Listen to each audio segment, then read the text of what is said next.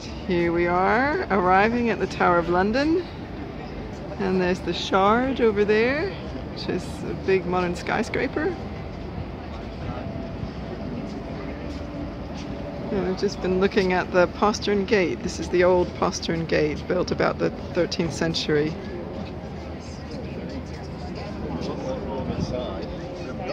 I know.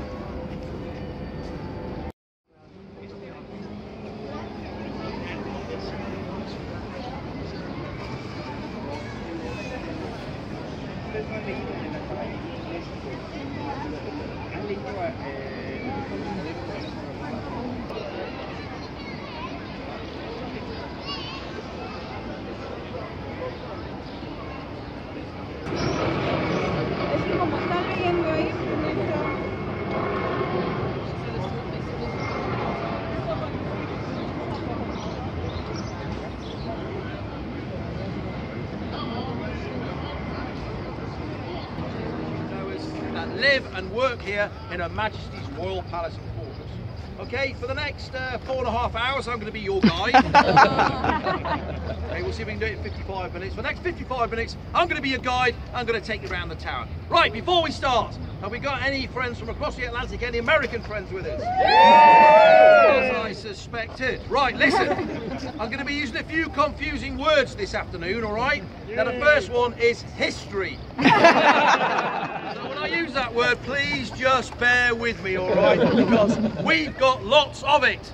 Right, where's it all start? Way back in the year of 1066, when William, the Duke of Normandy, better known as William the Conqueror, defeated the Anglo-Saxon King Harold at the Battle of Hastings. Now, William was crowned King William I of England on Christmas Day of that year, but he continued to fight his newly conquered subjects, who did not take too kindly to Norman domination. Now, William was looking for somewhere to rule from, so he chose a site just inside the eastern city wall where once an old Roman fort had stood. It was here in 1078 that William authorised the building of his first royal palace and fortress in England, and it's now known as the White Tower, and it's situated at the heart of this fortress, and you're going to get a much better view once we get inside the inner walls. Now, over the next 200 years, successive monarchs continued to add to the defences. Now, the inner ballium or defensive wall with 13 smaller towers, that was completed around 1220. These outer walls were completed in 1280 with 6 further towers, all facing south, to defend the fortress from attack coming from the river. To the north of this wall stand 2 strong bastions, Brassmount and Legsmount. Inside and on top of would have been mounted cannons to defend the fortress from attack coming from that direction. But also, we've got the moat that we're now standing in at the moment, and this would have been filled with water. These are all beefeater houses. Behind you over there is a tall narrow archway known as the Sally Port or Royal Entrance, beyond which is a small drawbridge leading out to the Queen's Stairs directly down to the River Thames. Now, rather than travel to the busy now streets of London and its royalty, nobility,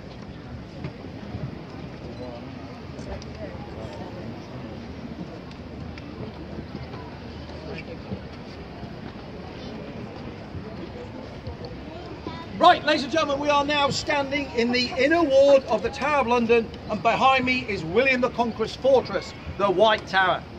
Now, work began in 1078 and took 20 years to complete under the direction of Gundulf of Bec, a Bishop of Rochester. Now, it stands over 90 feet tall, and the walls are 15 feet at the base, tapering to 11 feet at the top. Now, on each corner there stands a turret.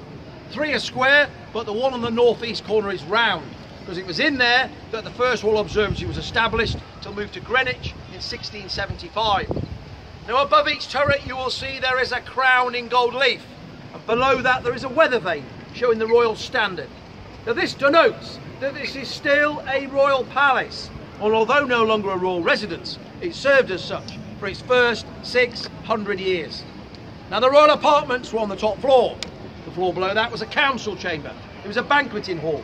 It was accommodation for knights and their ladies, and the chapel of St. John the Evangelist. The floor below that was used for servants and their retainers, but there was another floor without any windows. Does anyone have a guess what that was used for? Torture. Red wine, sir. It was a royal palace. For goodness sake.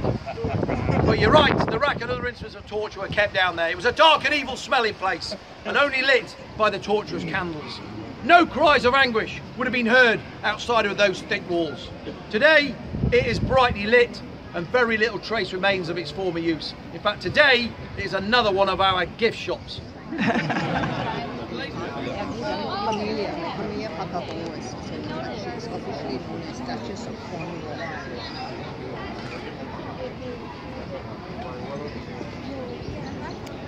So this is Tower Green. It's very pretty.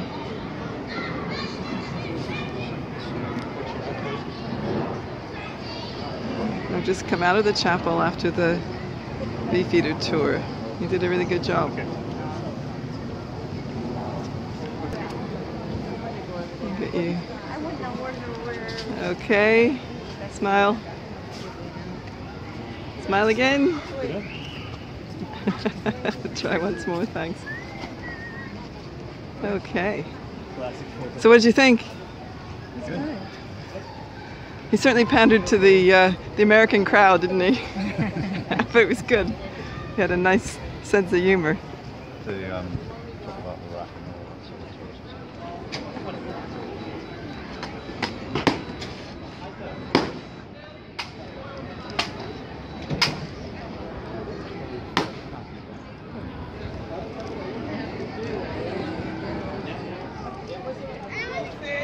People of London, for my fight is not with you. I simply wish to take my army and pass through the city of London and make my way to Gloucestershire, where I shall confront King Edward IV, who has fallen foul of my family, the Nevilles, and how he has had the disgrace of shamefully marrying an English woman of low rank, Elizabeth Woodville, and it has dashed all our hopes of the king marrying a foreign princess. Well, we don't need your princess, but we've got a lovely English queen, do we? No, and I think, my lord, you will be disappointed, but this king's garrison here are ready to lay down their lives to protect their queen, aren't you? Yeah! Here's Trader's Gate.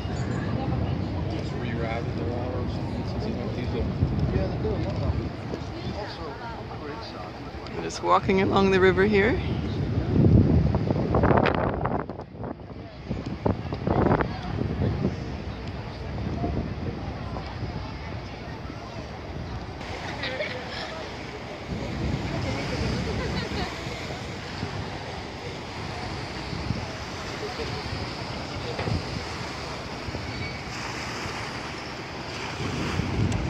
And that's the pier where the boats go.